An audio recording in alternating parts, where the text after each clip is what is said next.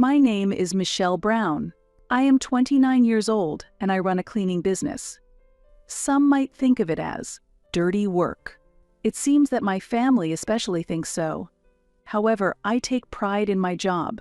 My company, Clean Life, which I started alone 7 years ago, has now grown into a mid-sized business employing 50 people, with annual sales exceeding $3 million.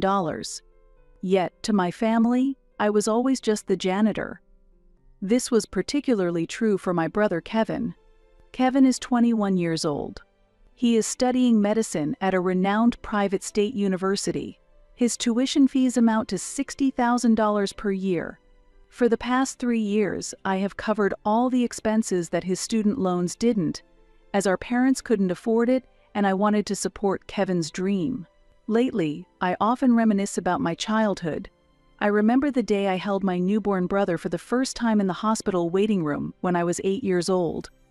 "Michelle, this is your brother Kevin," my mother said softly, guiding me as I held the baby with trembling hands.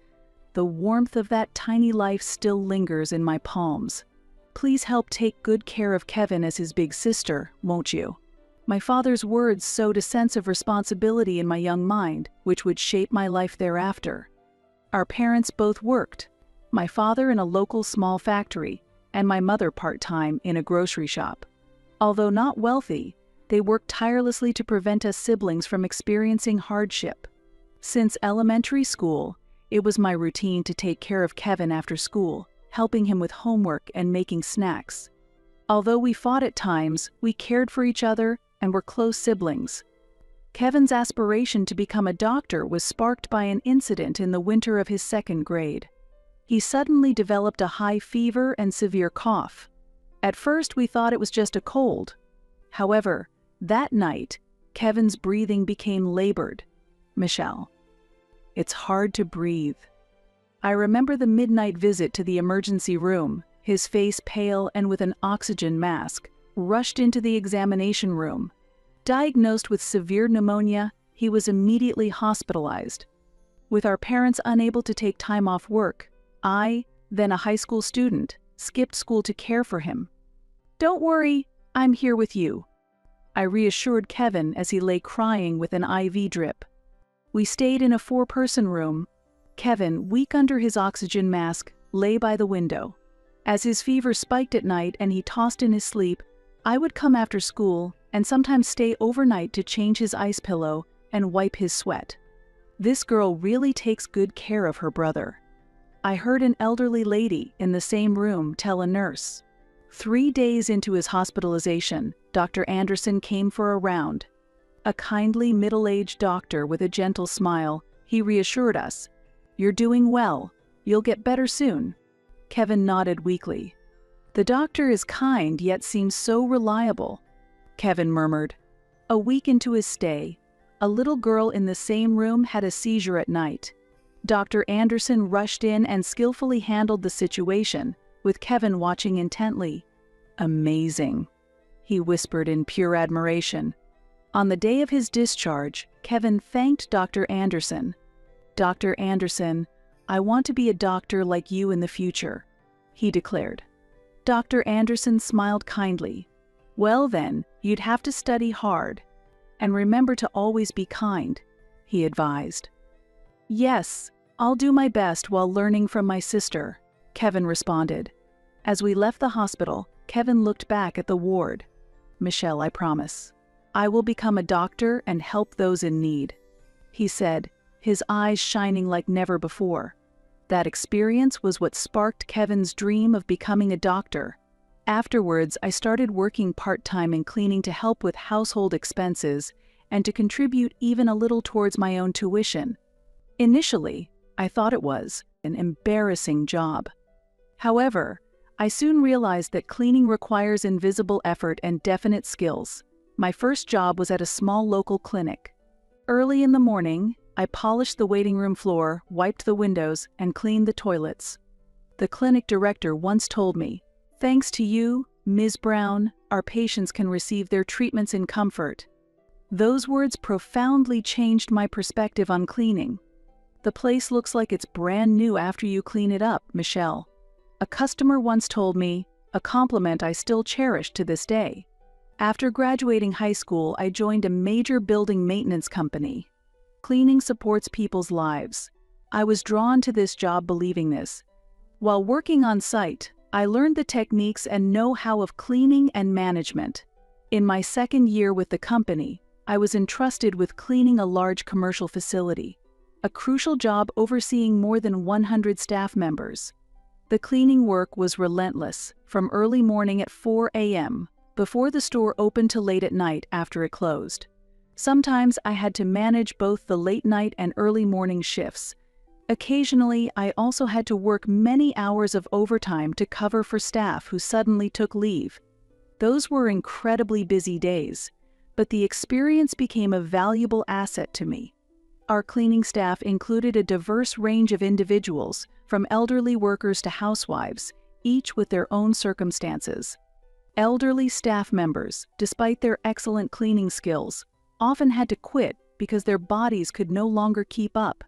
In the break room, I heard part-time housewives with young children struggling to adjust their shifts. It was around this time that I began to think about starting my own business. I wanted to create a better working environment for the staff. I wanted to support people's lives through cleaning. That was my motivation. Michelle, you are really suited for this job. You work diligently and notice even the smallest details. Encouraged by an older colleague's words, I began studying management. During breaks, I read articles for entrepreneurs, and on weekends, I attended management seminars. Gradually, my dream of starting my own business took on a concrete shape. Meanwhile, Kevin, who had reached middle school, was fiercely pursuing his goal of becoming a doctor. He was always at the top of his class at school. His desk was perpetually stacked with textbooks and workbooks. However, our family finances were tight, and we couldn't afford to send him to tutoring. Kevin's dedicated himself to his studies desperately. He arrived at school earlier than anyone else, and after classes, he stayed behind in the library to study.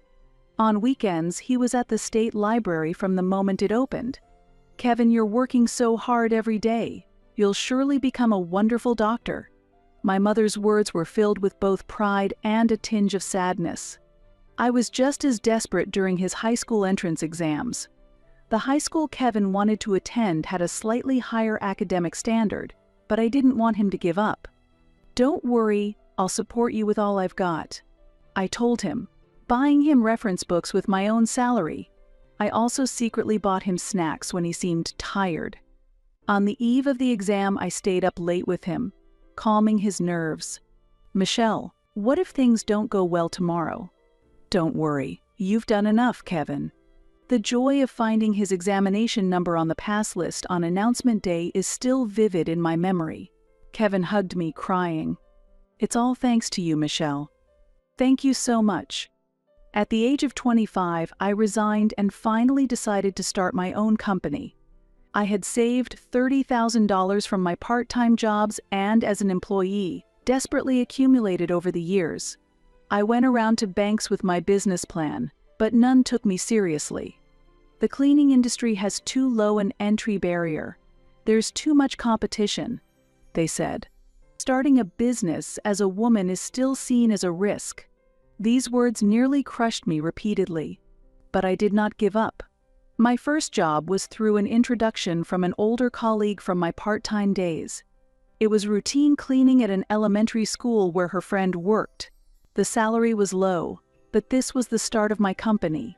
Ms. Brown, you clean so meticulously. We're grateful to have you here. The vice principal's words led to the next job. It was office cleaning for a company owned by the PTA president. I worked alone from early morning till late at night. During the day, I was on site. At night, I handled accounting and sales. There was no time to rest, but every day was fulfilling. One late night while cleaning an office, a young employee who was working overtime approached me. Ms. Brown, it must be tough working so late every day. No, I'm happy to be of help to someone. That conversation led him to introduce me to clean his company's office. Gradually, I began to receive more jobs and became busier. I was able to hire a few employees. and the company was doing well. Then one day, a fateful call came. "Michelle, I got into medical school." Kevin's excited voice came through the phone. His dream had finally come true. "Kevin, I'm coming right away." After receiving the call, I couldn't stay put. I rushed to the university during a break at work. The moment we found his name among the accepted students, we hugged and rejoiced together. However, our parents' expressions were complex. Medical school tuition is over $50,000 a year. My mother's voice trembled. "We can't afford that." "I'll pay for it," I blurted out without thinking. The company was doing well, but sourcing such a significant amount every year was not easy. "Michelle, that's too much for you," my father said, concern etched on his face. "It's okay. I want to do everything I can for Kevin's dream." Overwhelmed with gratitude, Kevin burst into tears. "Michelle, I will definitely repay your kindness."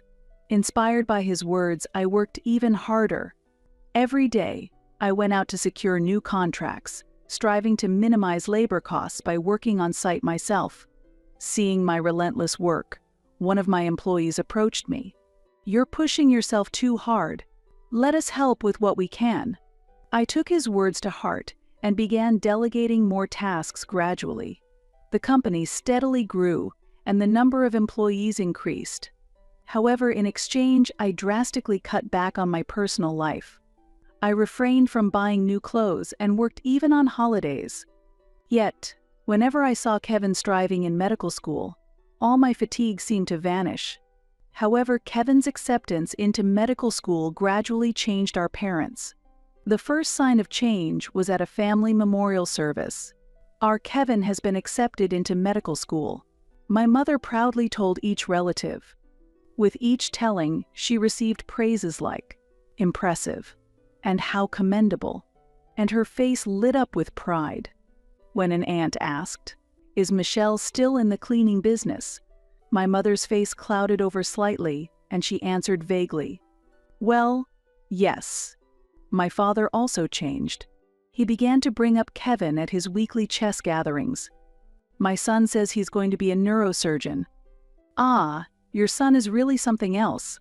The accolades from his peers seemed to inflate his ego gradually. One evening during dinner, while I was discussing a new contract at work, my father interjected, "Michelle, how long do you plan to keep doing that kind of job?"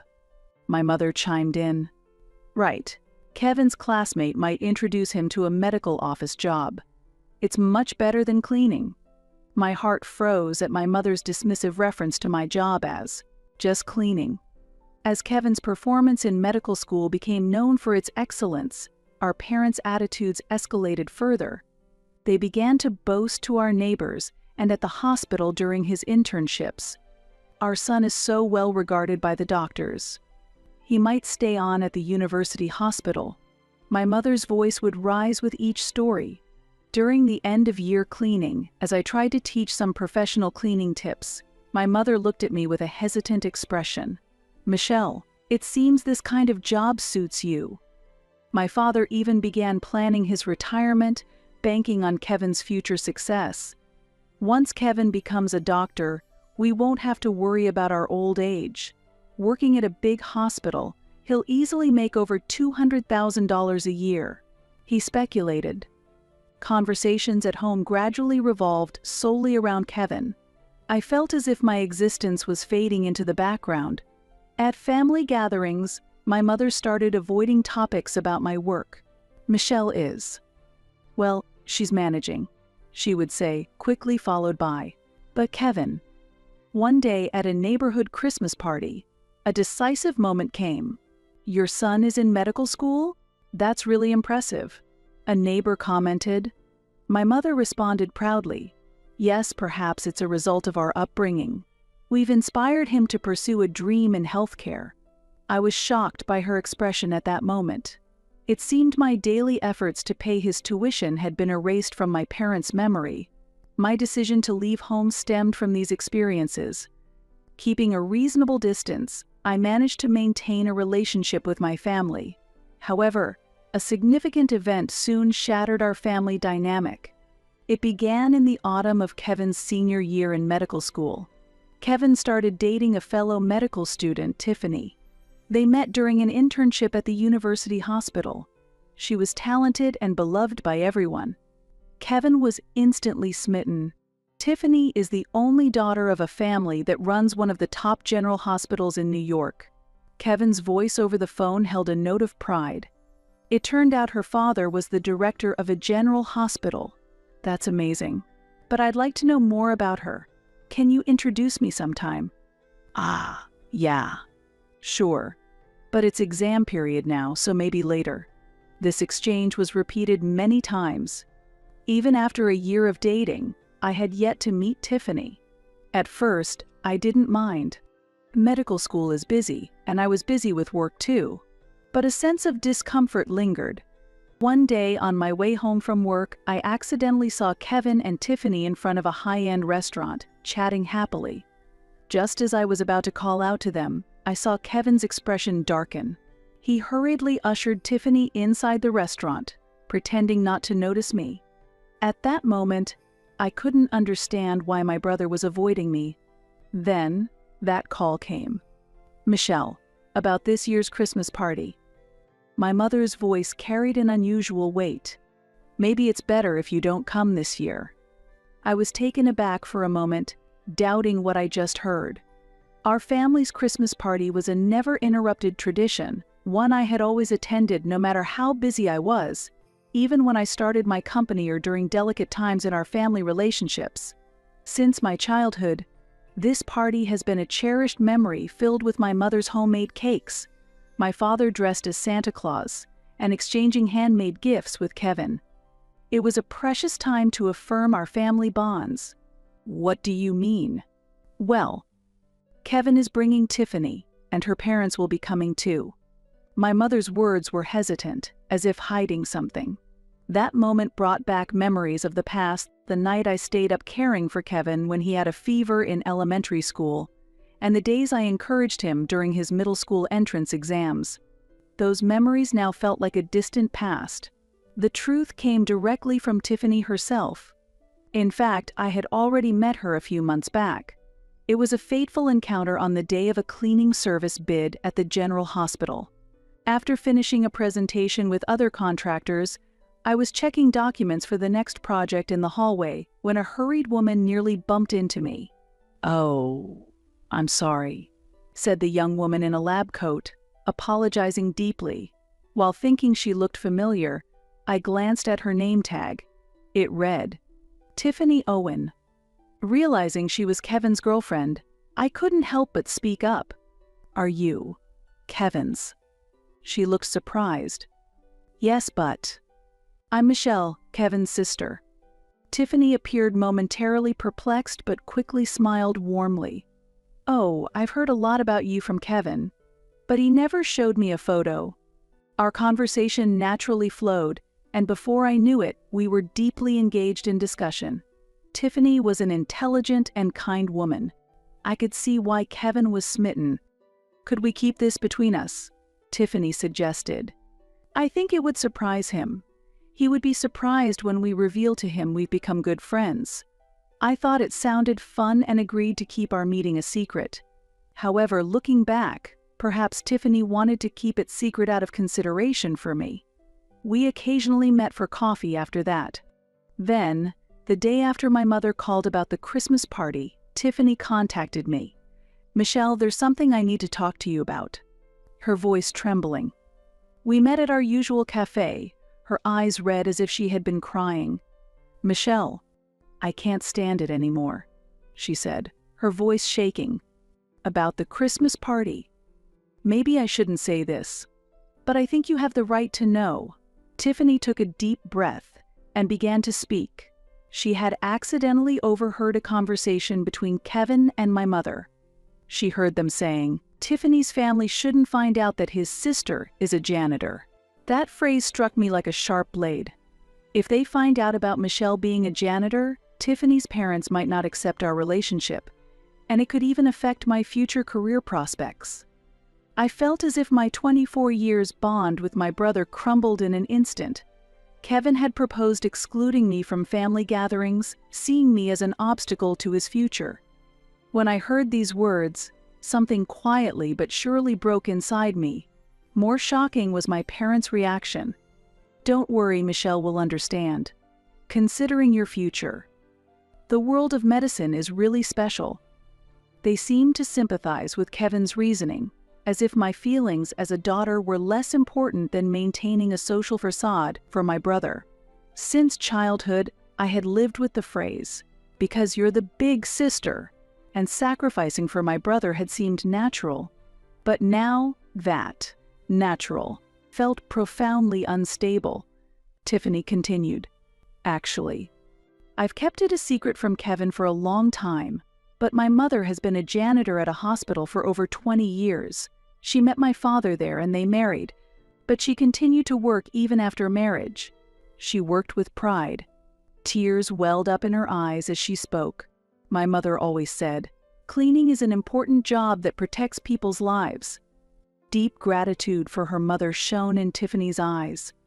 I pretended I didn't hear their conversation and said at the Christmas party, "I'd like to meet your sister."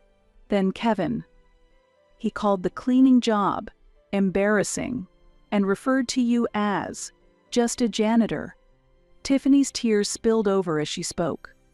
"I can't believe them anymore. They're people who think of my mother's job in such a way," Tiffany said as she looked down, trembling. That night, I stayed late at the office, lost in thought in front of my computer. Displayed on the monitor was the payment history for Kevin's tuition fees, amounting to over $100,000 over 4 years. I had covered his day-to-day expenses and the shortfall in his tuition by taking out loans, on top of my own contributions. It was the crystallization of my sweat and tears. The nightscape visible from the office window seemed lonelier than usual. A janitor's sister. The phrase echoed in my mind like a haunting refrain. I am proud of my job. I support people's lives and maintain the environment. It is by no means a job to be ashamed of. Days of sleeplessness filled with anger came, followed with sadness. The next day, I received a brief message from Tiffany. "I've decided to break up with Kevin. I cannot be with someone who dismisses my mother's life like that. Michelle, thank you for everything." Perhaps deep down, I had sensed this outcome, but I hadn't expected it to come so soon. That night, I made a difficult decision. I stopped paying Kevin's tuition fees. A few days later, a notice of unpaid tuition arrived at the university for Kevin. Confused and angry calls came from both my parents and Kevin. "What is this? Didn't you promise to pay for the tuition fees?" My mother's voice was frantic. "Michelle, what happened? Kevin's future depends on this." My mother cried, and my father yelled at me. But my resolve was firm. If having a janitor for a sister is embarrassing, then you don't need assistance from me. I responded calmly, "Let Kevin find his own path. It will surely be a good experience for him." Kevin, in a panic, called me. "Michelle, please. Pay the tuition fee." "Why?" I asked calmly. "Am I not just a shameful janitor?" "That's not it. I was wrong. I'm sorry." "Kevin," I said quietly, "you were ashamed of my job, of my existence, yet you still want to accept my money. Our parents called every relative, but no one offered to help Kevin. Ever since Kevin had entered medical school, our parents' haughty attitude had exhausted our relatives' patience. Eventually, Kevin decided to apply for a scholarship and started a part-time job. A month later, Kevin visited my workplace. He had lost a lot of weight. "Michelle, I'm truly sorry," he said, apologizing deeply. "I've applied for a scholarship and started a part-time job. I'm going to continue my studies on my own." His voice lacked its former arrogance. The situation with Tiffany made me realize. She told me how important and honorable cleaning work is, how wonderful the job you do is. Someone who doesn't understand that shouldn't be a doctor. I listened silently to his words. "Your company. It's really impressive. I didn't realize it before. I'm truly sorry. Entering medical school made me think I was better than others. His eyes surveyed my office. There's nothing to be ashamed of anymore. Rather, I'm proud. Seeing the smiles of the people working at your company made me understand, he said. I spoke after a moment's thought. From now on, you stand on your own, but if you're really in trouble, you can come to me. Kevin nodded, tears in his eyes. Thank you. But I'll try to do it on my own as much as I can. I think that's how I can apologize to you. Months passed, and Kevin truly changed. He worked part-time at a local clinic on weekends and as a tutor on weekday evenings. Kevin began to visit sometimes to talk about his experiences in medical school and his future dreams. I want to open a clinic in the community in the future. Not one for the wealthy, but a place where everyone can feel secure. His eyes no longer held vanity or pretense, but a firm resolve. From time to time, my mother called.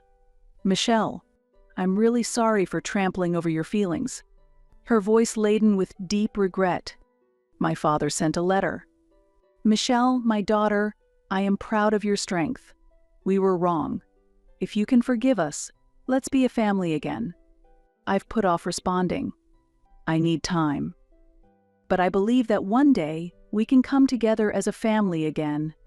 A year later, Kevin started an internship at a local clinic, which, incidentally, my company was contracted to clean. Dr. Kevin really understands the patient's feelings. A nurse commented one day.